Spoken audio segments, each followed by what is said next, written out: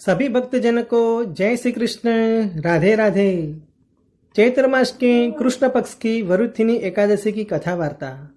धर्मराज युधिष्ठिर बोले, हे भगवान श्री कृष्ण, चैत्र मास के कृष्ण पक्ष की एकादशी का क्या नाम है तथा उसकी विधि क्या है और उससे कौन से फल की प्राप्ति होती है, सो कृपा पूर्वक आप हमें कहिए। भगवान श्री कृष्ण बोले, हे कुंती नंदन, चैत्र मास के कृष्ण पक्ष की एकादशी का नाम वरुथिनी है। यह सौभाग्य प्रदान करने वाली है। इसका व्रत करने से मनुष्य के सभी पाप नष्ट हो जाते हैं।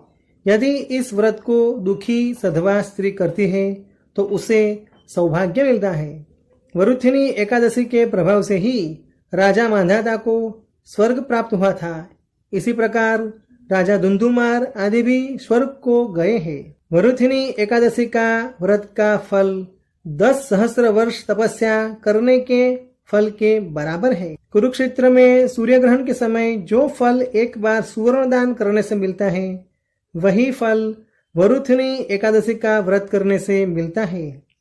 इस व्रत से मनुष्य इस लोक और परलोक दोनों लोक में सुख को प्राप्त करते हैं एवं अंत में स्वर्ग को प्राप्त करते हैं। हे राजन, इस एकादशी का व्रत करने से मनुष्य को इस लोक में सुख और परलोक में मुक्ति मिलती है।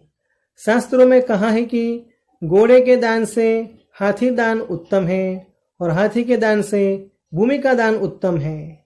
उससे उत्तम तिलों का दान है, तिल से उत्तम सोने का दान है और सोने के दान से ज्यादा उत्तम अन्न का दान है। संसार में अन्नदान के बराबर कोई भी दान नहीं है।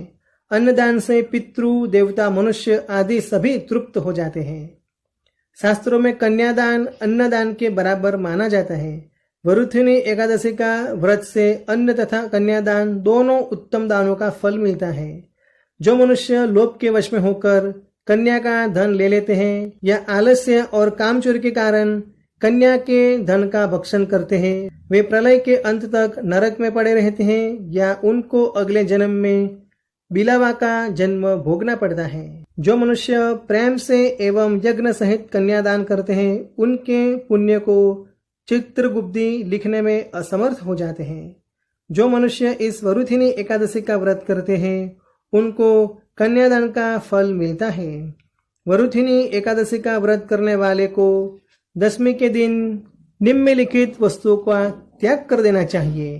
कांसे के बर्तन में भोजन करना, मांस, मसूर की दाल, चना, कोंदो, शाक, मधु, दूसरे का अन्न, दूसरी बार भोजन करना।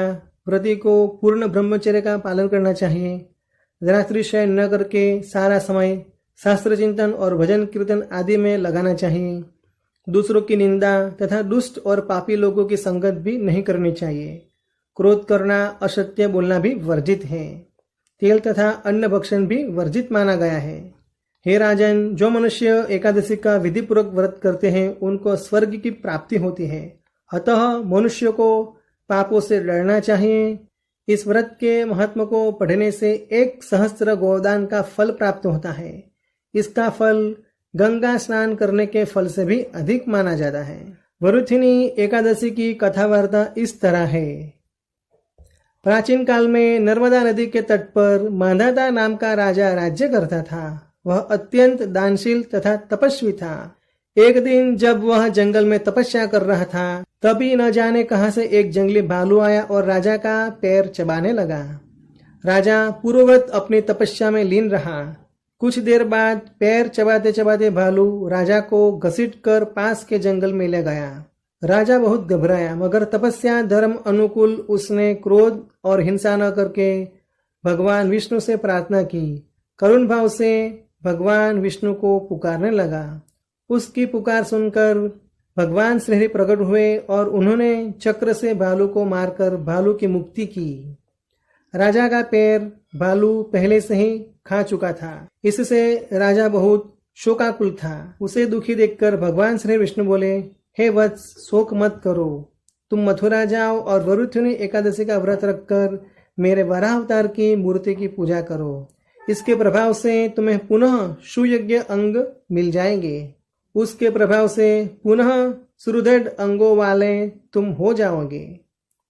इस भालू ने तुम्हें जो काटा है यह तुम्हारे पूर्व जन्म का अपराध था। भगवान की आज्ञा मानकर राजा मांधाता ने मथुरा जाकर श्रद्धापूर्वक वरुथिनी एकादशी का व्रत किया। इसके प्रभाव से राजा शीघ्र ही पुनः सुंदर और संपूर्ण अंग वाले हो गए। इसी एकादशी के व्रत के प्रभाव से राजा मांधाता को स्वर्ग की प्राप्ति हुई थी। अतः जो भी व्यक्ति भय से पीड़ित है उसे वरुथिनी एकादशी का व्रत रखकर भगवान विष्णु का स्मरण करना चाहिए। इस व्रत को करने से समस्त पापों का नाश हो जाता है, सभी कष्टों से मुक्ति होती है और मोक्ष की प्राप्ति होती है। श्रीमन नारायण नारायण हरि हरि। ब्रह्म विष्णवे नमः।